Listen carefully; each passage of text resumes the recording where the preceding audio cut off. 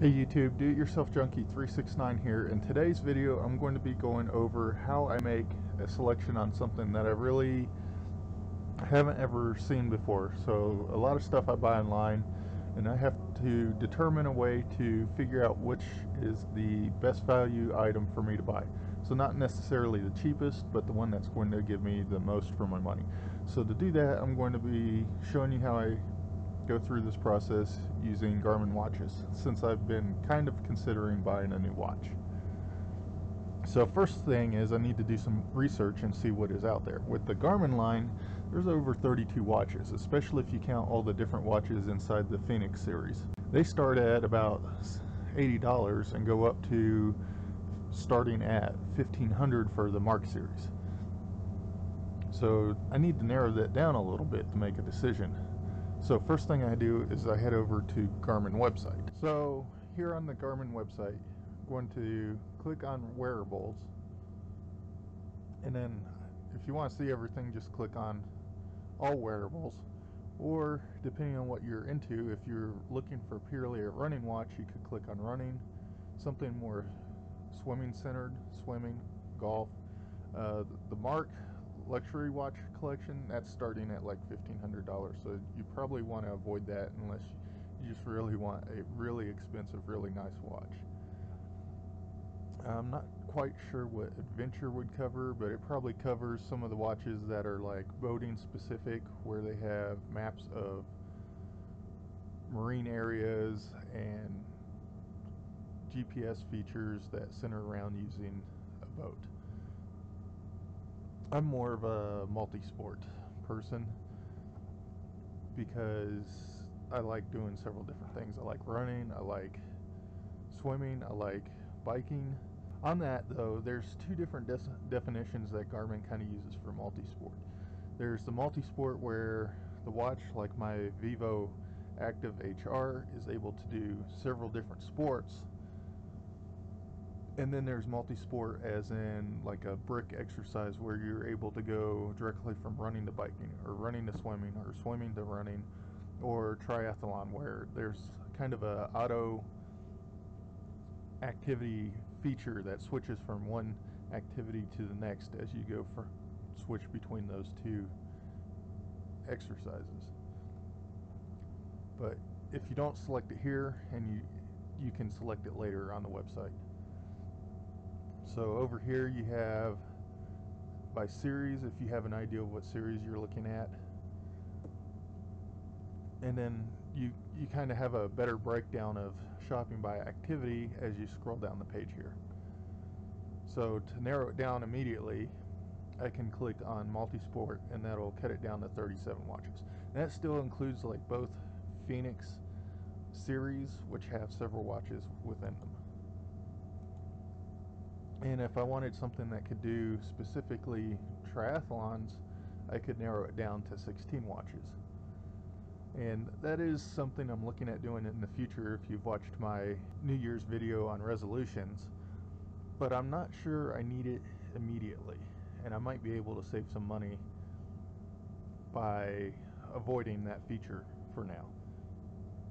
But I don't want to run into needing that feature in a year and have to buy a new watch in a year. That's one thing I try to avoid, is if I buy something, I want it to last more than just the year. And that's part of the reason I got into Garmin watches. I used to buy Timex watches, and they're about 80 bucks, but they only last a year. And mostly the limiting factor on a Timex watch is the battery. So the battery dies, and then I'd take it to somebody that works on watches, and when they go to replace the battery, there's about a 65% chance that the watch isn't going to work when they pull the back cover off the watch with the way they're made. And then even if they do successfully replace the battery, a lot of the times the watch was no longer water resistant or waterproof, whichever one I happen to have. So it was kind of irritating to have to buy a new $80 watch every year. So the one I currently have probably cost about $250. I got it for cheaper because it was an out-of-date watch when I bought it. So it was closer to the prices at Timex. and it'll last at least 2 years. So I've already cut my cost in half.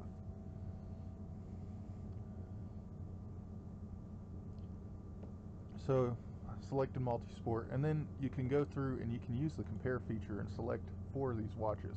So let's say you want to know why the Phoenix 6 is different than the Phoenix Sapphire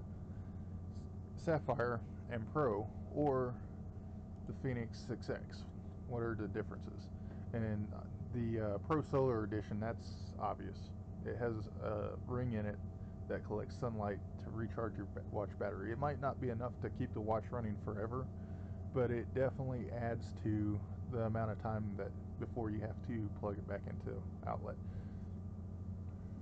And let's see, you could also, since you can do 4, you could compare it to the Forerunner 945, and you just hit compare. There we go. So now it has the 4 watches side by side, and it goes down through everything that's listed in the specs of the watch. And you can come up here and click show only differences, and then that will go and remove everything that's identical between the watches and only highlights the stuff that is different. So like up here in the tactical features, the activity tracking features, those aren't there because all the features within that are identical. If you wanted to see those, you'd have to click show all features, and basically it's really easy to see what's different. They've highlighted it in gray. If it's white, those are identical. So you just go down and look at what's different between them. So for example,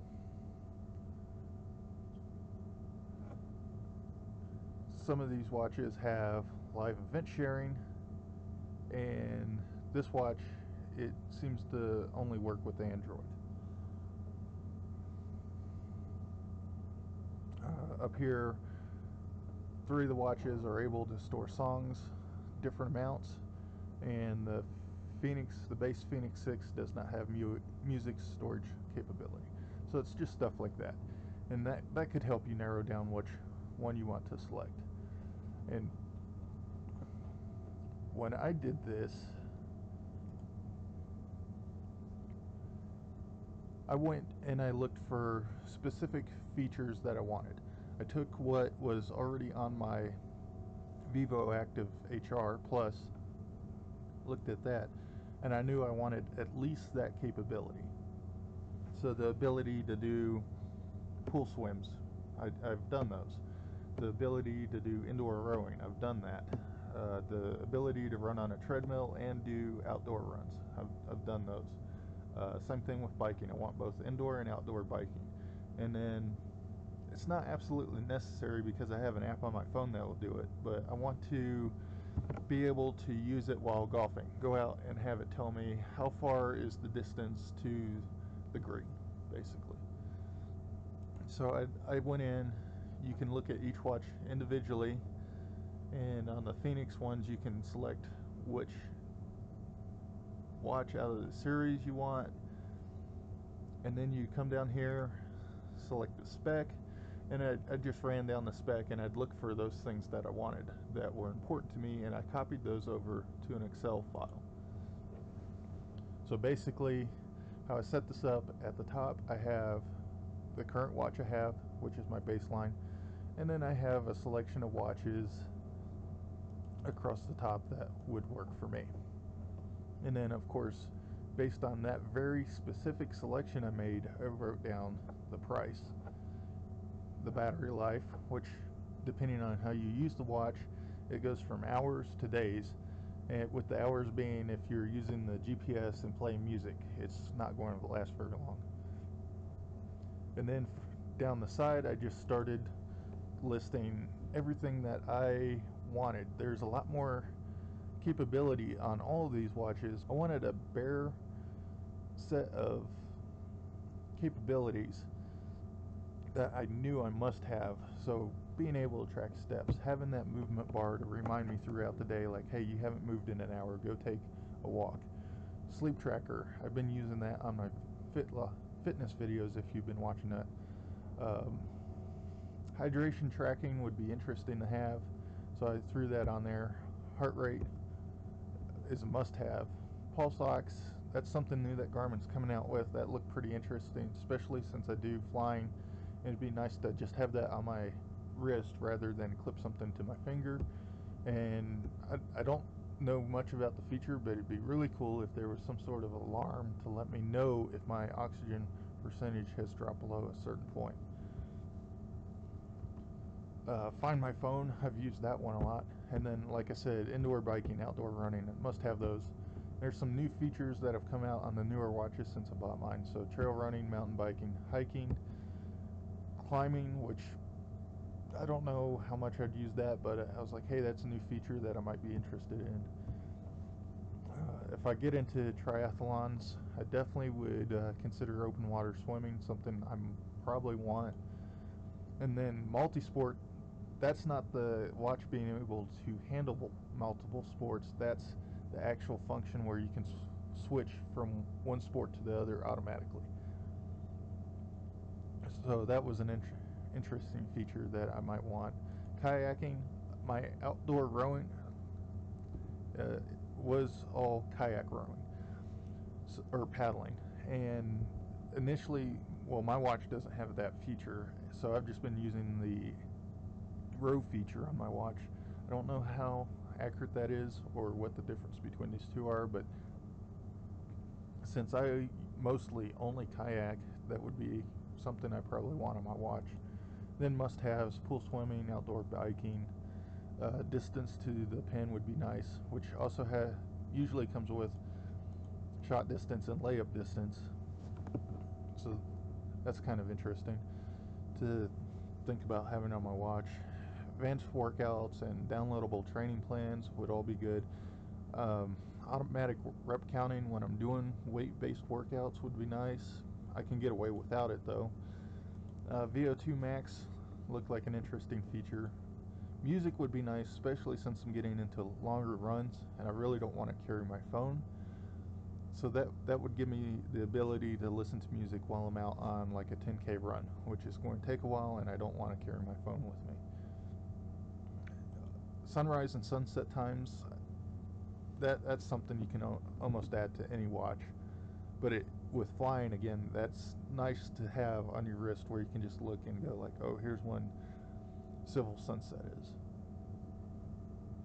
And then live track seemed pretty interesting, or almost a must-have. Incident detection would be pretty useful. And then I'm not quite sure how this live event sharing differs from live track, but it was another feature where it's like, hey, I might want that. So I listed all those out. There's a lot more features I could have listed, and your list might be different. And then from there, I just went through and I marked a 1 for if the watch had that feature. And then I also added a column for importance. So if all the watches I had on this list had that feature, I included an A here and graded out, because making a comparison on that kind of wouldn't matter since every watch has it. I could select any watch and have that feature. And then I also went through and I picked out 3 or 4 that were really important. I kind of rated them. If it has a 1 next to it, I'm pretty sure I want that on my watch. I probably need to have it, but I don't want to spend too much on it. And we'll get to how I figure that part out later. And then 2, like, that'd be nice to have. And then 3's kind of, it'd be nice if it had it, but that's really low on priority. I've been definitely able to get away without needing these items that are 3. So they're just kind of ranked that way, 1 through 3, and that plays an important role later, because when we're comparing these watches, we need to figure out a way to add in, well, how much does it cost in the comparison? How much is the battery life? And we don't want it to overshadow these features. So I perform what's called a weighted average. So first step is you're going to want to insert another column, and we'll just name that one weight. Not the weight of the watch, but the weight of the metric. And then, because these are numbers here that don't correspond to this rating down here, and if the watches were if the features were different, I could, between watches, like let's say this one has a better pulse ox than this one, I could go in and I could rate it, like say there's 10 watches, I could give like the best one a rating of 10 and back down all the way through 1. But that's not possible. All the features are identical across the series, just about. There's slight differences. So it's easier just to rate them all at 1, and then weight those features. Like here, distance to the pin is more important than advanced training workouts, so we don't want that one, and we don't want this one to be rated the same as this one. So this weighted column here is what we're going to multiply. I keep pointing at the screen with my finger, you can't see it. This column right here is what the factor we're going to multiply this column by to give us a final score where this one isn't worth as much as this one. And then we want to be able to factor battery life and price into that, but they are not integers, easy numbers to deal with.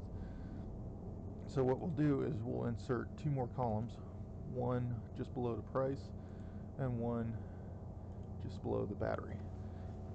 And we'll call those price rating and battery rating, just for simplicity.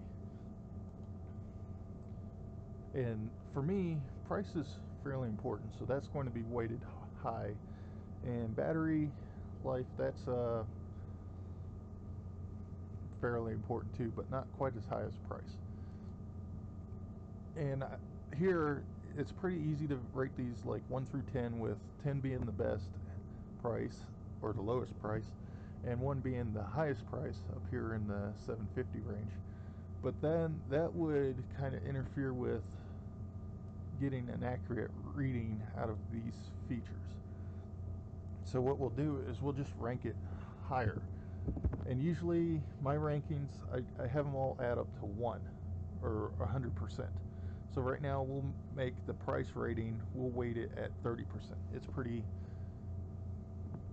important.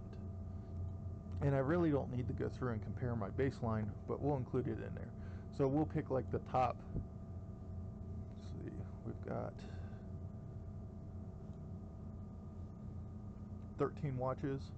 So we'll pick maybe the lowest price, not including the baseline, on the top 4. Which I put them in order by price, is how I sorted them. So it'd be the Vivo Active 3, the Instinct, the Evo Active 4. Oh, and because I inserted a row here that came off this price row, it's automatically putting them in as dollars. So we'll change that to just being a general number format. 1, 2, 3, 4, and the Venue. So those are the best priced watches. Oh, and here's a Forerunner. I guess I didn't get them all in order. So since that's the same price as the Venue, it'd be kind of unfair not to put a 1 on that. So we ended up with 5 watches getting a 1, and everything else getting a 0.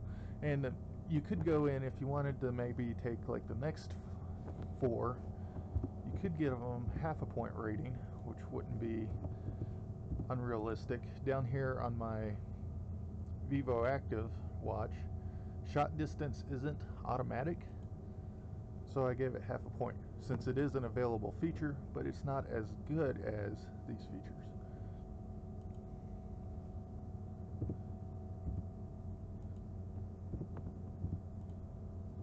And that kind of cuts us off at the $500 range. So on this watch, $500, it better last 5 years. So it better have features that allow me to grow throughout that 5 years without needing to switch to something else. And then battery life, let's say that's fairly important to us, so we make it worth 20% of the total 100% rating.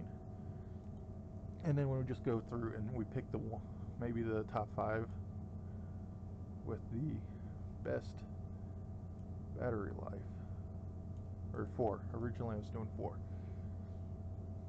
So we have one here that has 24 hours. That's definitely getting a 1. 20 hours, 14 hours, and I'm going for the shortest life because a lot of stuff can impact this 14 days number, or this 12 days number, or this 20 days number. It's really hard for the watches to get to that number. Like this 48 days number, you're almost running nothing but a watch feature. So it's really not fair to look at that number because you lose all the capabilities of the watch. 2,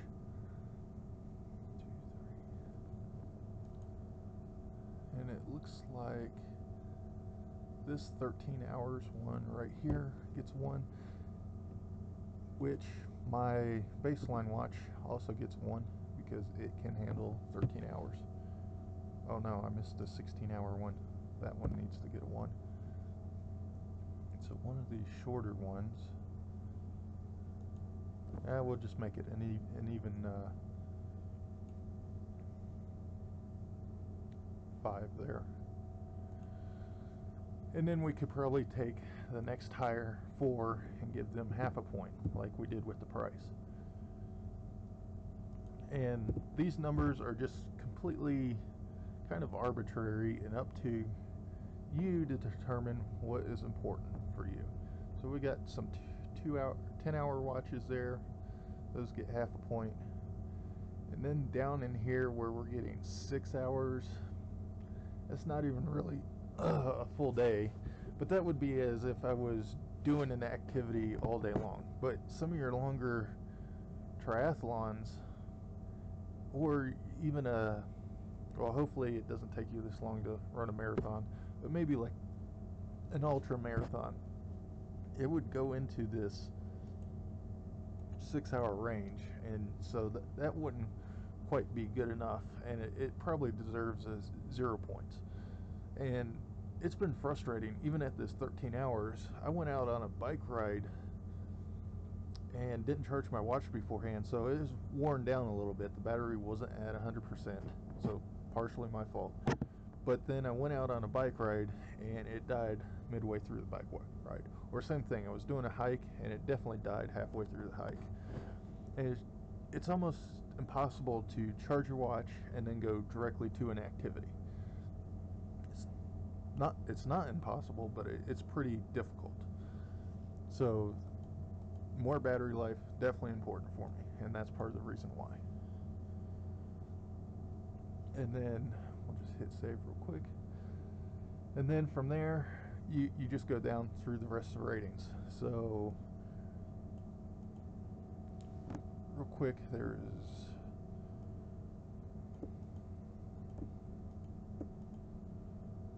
roughly 1, 2, 9, 18, 19, 20. There's roughly 20 things in here with a remaining 50%. So each one, if we broke it up evenly, could get 2%. But some of these are rated higher than others.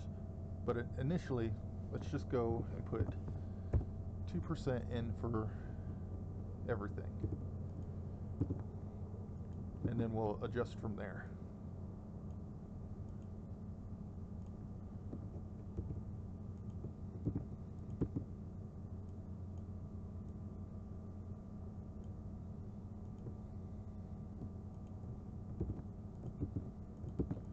Okay, and then down here we can add in a line for total. We'll make that bold so it kind of stands out from everything else. And we could even shade it across here. We'll make it an orange so it's not too harsh. you don't know how to use Excel, there's a sum function. So you put equals, sum, parentheses, and then you can go in and just add this entire column together, close parentheses, 0.9.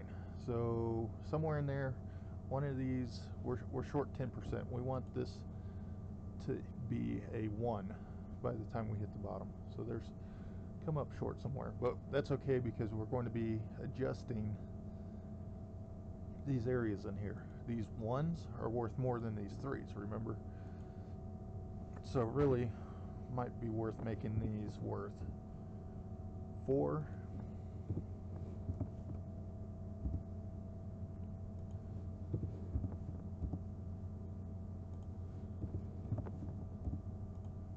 making these worth 3,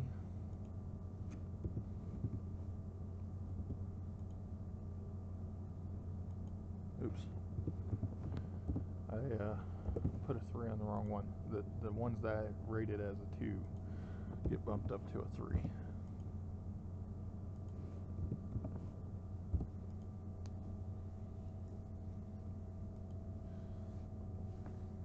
And then for right now, we'll drop all the ones with no rating down to 0.01, which is 1%.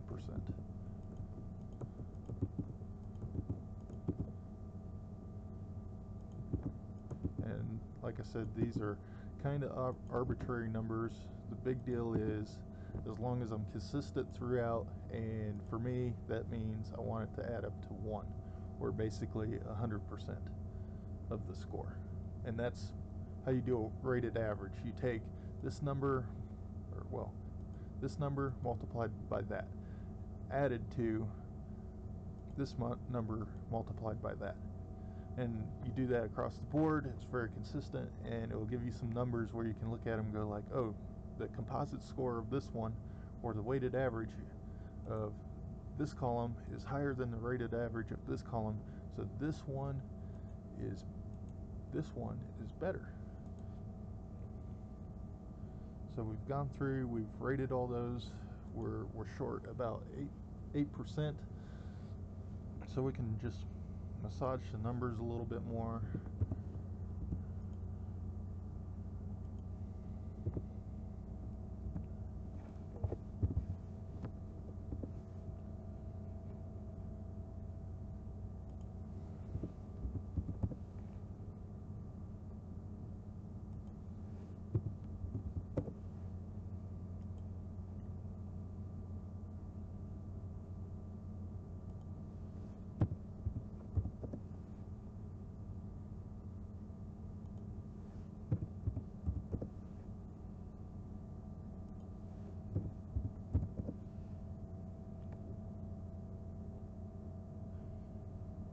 And this is where, okay, I've got 2% left down here after I've done that. So let's say maybe we want, a real easy thing would be just drop that extra little bit up here in battery or price.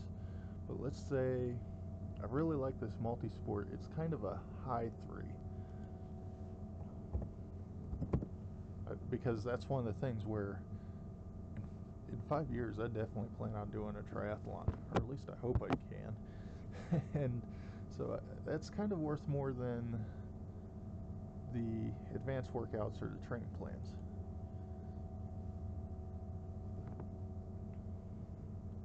Let's see, is there anything else out here? And let's say, you know what, hydration tracking, I didn't give it a 1 or anything, but that's one thing I do manually, and it'd be nice to have something to do that automatically. So we'll bump that up to a 2. And as you can see, now our column here is a 1. So the next part is kind of hard. I don't know a quick way of doing this, but basically we want to multiply this column by the weight. So that might take a little while to set up. And how you're going to do that is you'll come down here to your total, hit equals, and it'll be this square times this square.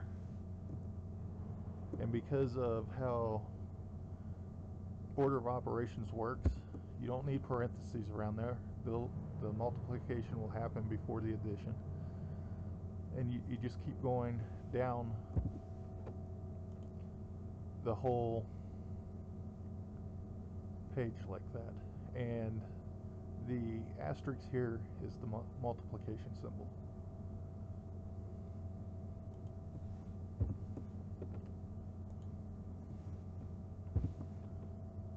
So this part, unfortunately, takes a little bit longer.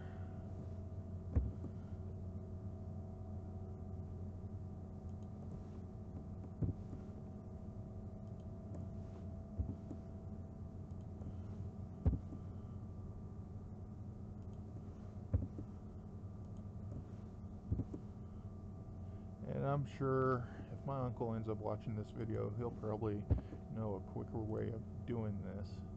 Oops, I did click that in the wrong order.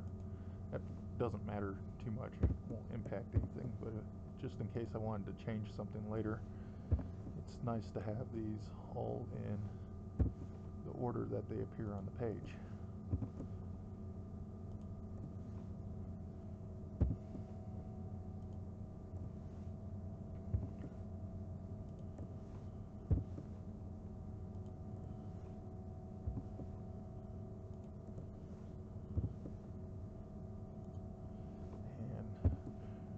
I might get some harassment at work for doing this, because they claim I have a spreadsheet for everything. Even my wife makes fun of me for this, but cannot argue with the capabilities of Excel.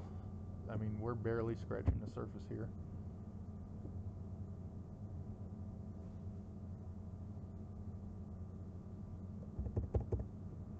Messed up. There we go. So I plan on doing more videos like this. If you want to know how to do something specific in Excel, please let me know in the comments. I can I have the developer tab up here, and I even know a little bit of VBA.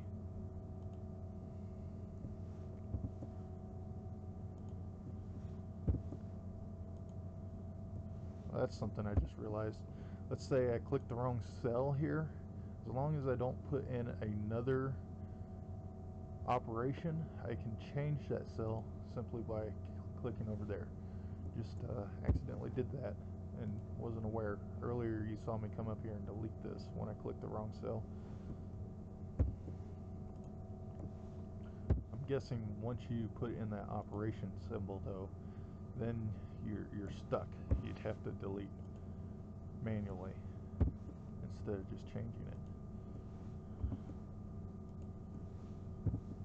And we are finally at the end. So you just hit enter and it spits out a number. Now the nice part is, since this is the same all across here, we can just drag and it will update the formula automatically and rate our watches. Okay guys, I made a really stupid mistake when I did my formula here, and I'll point that out to you so you don't do the same thing. So now we're back to where we were before I copied the formula across. And basically what's happening is, when I drag this over, it is adjusting the formula over. So this square right here is now this square right here. This square right here, however, is this square right here. And we want that square to remain constant. So the way you do that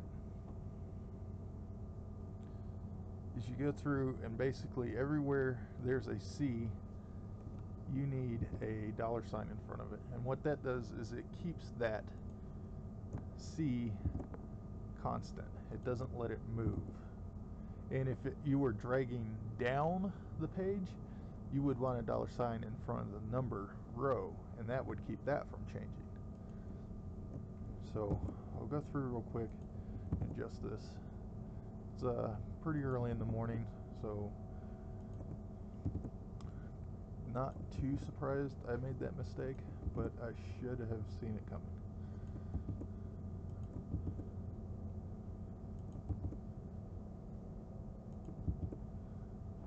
Hopefully I didn't miss any here. Oops.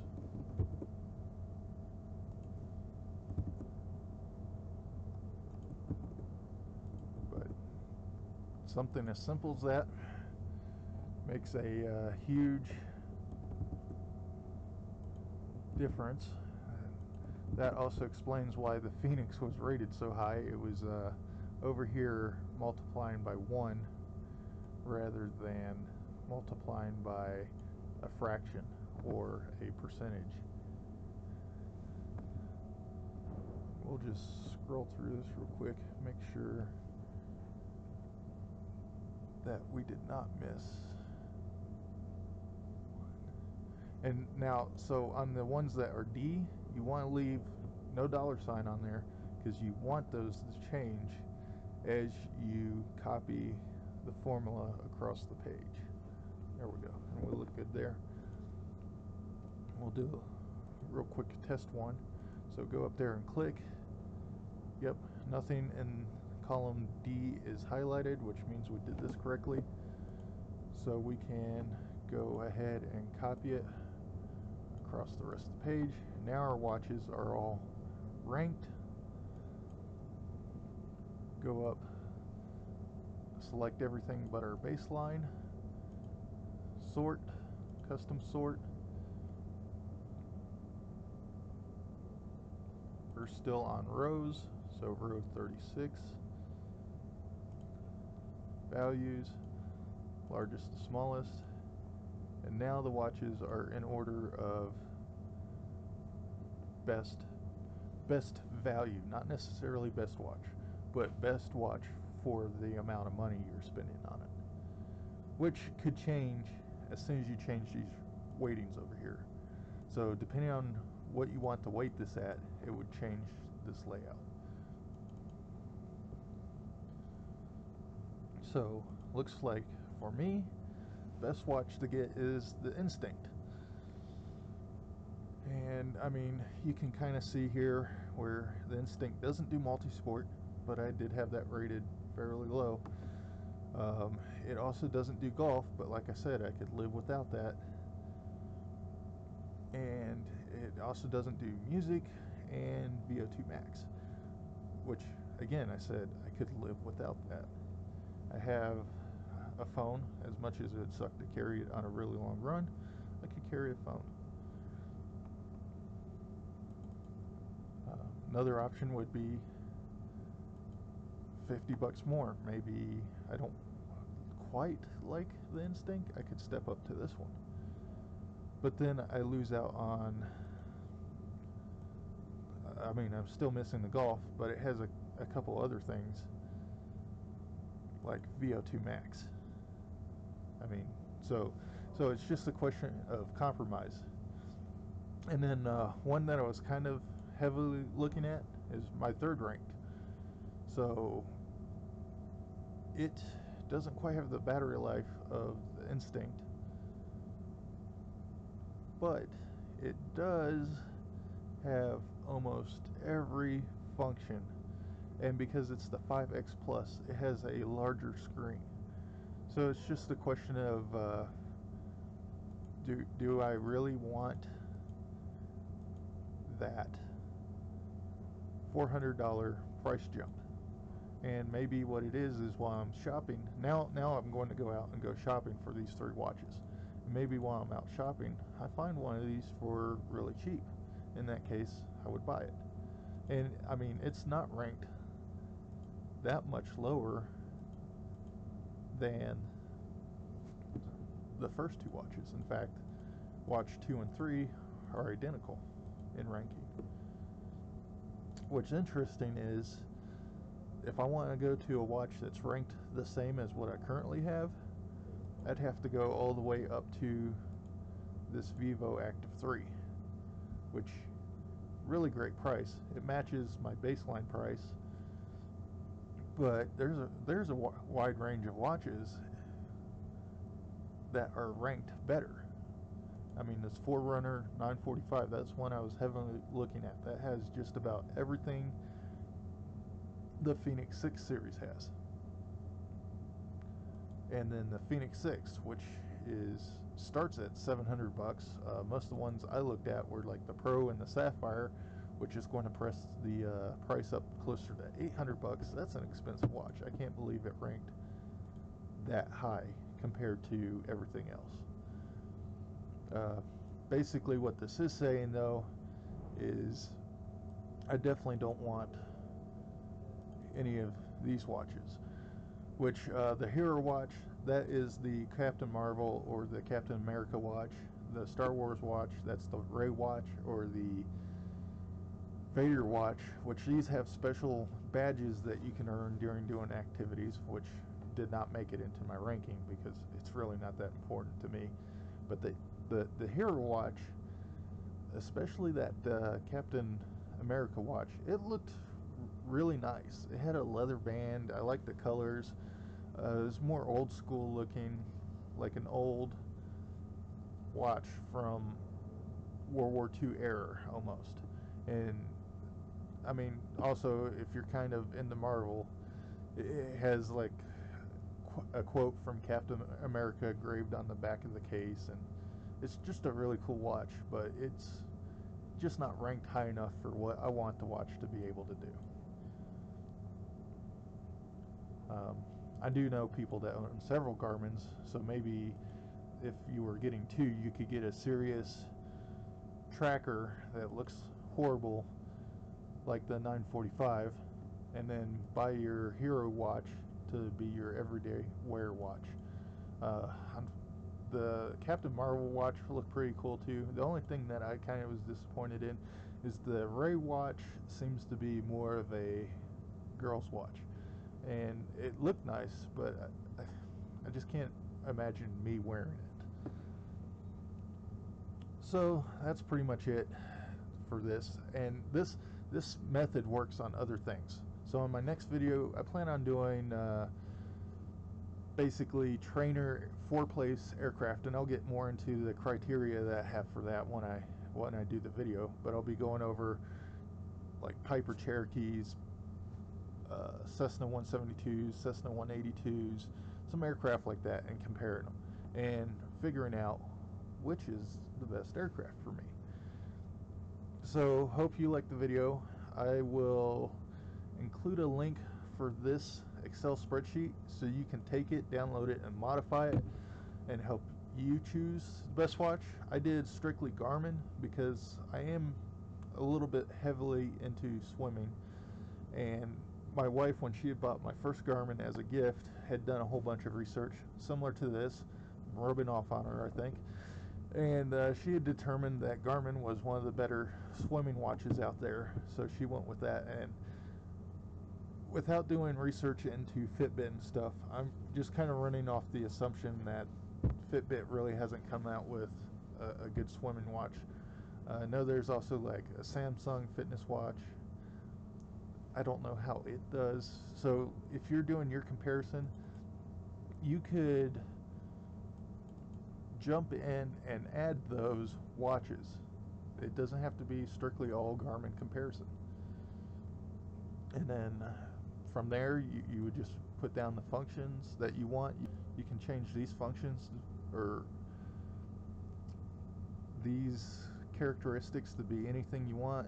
You can change these ratings of what's important to you, and those ratings should kind of drive how you weight the object. So you can change that to whatever you want it to, and you would, based on how you change those, you would get a different best watch, best value watch than I did. So anyway, like I said, I'll make sure to include a link for that. Hope you enjoyed the video. If you did, please hit that like button. It helps me out grow my channel, get more videos, get these videos out there and suggested to other people who might not be aware of my channel yet. And if you want to see more of these, I'm definitely going to do more of these, specifically airplane related. So hit the like button, hit the subscribe button to see more of those videos. Also, I do reviews, so when I eventually do buy a new watch, I'll probably do a review on it. I should do a review on my old watch here, but the only problem is I feel kind of bad doing a review on something that you guys can't buy any longer. I could not even find one of these on Amazon. Last one I bought was in Walmart, and they had it priced way too high, and I basically went on Amazon, showed them, hey, this watch sold here is only this much, and I got a huge discount. They dropped the price down to that, match that price for me, so that was pretty awesome. And I got the watch immediately instead of having to wait on shipping. So that's always an option if you can find one in Walmart. Don't pay more than $100 for it. Even though Garmin lists it at $249, it's not worth that much anymore. It's a discontinued model. So yeah, hit the subscribe button, and if you want me to do a comparison on some specific items, I'll do it. It's not that much. I mean, it takes a lot of research to dig through the websites and find everything, and you'd have to give me some information on like what you consider important. Or I mean, I could do it to what I would buy, and then you basically would get this Excel spreadsheet offline from the link that I include, and then adjust it. So basically I do a whole bunch of work for you for free, so you better subscribe at that point. But you would take this Excel spreadsheet and then adjust it and massage it to what you feel is important on the items that you're considering buying. So that's an option. Like, let's say you're looking at kitchen mixers or something. You could give me a list of like 5 or 6 of those and tell me like what's kind of important. I'll build a Excel spreadsheet online and then do a video of that and help you choose a mixer or something else. I mean, it doesn't have to be a mixer. It could be a new hunting rifle. Just anything. It works across the board.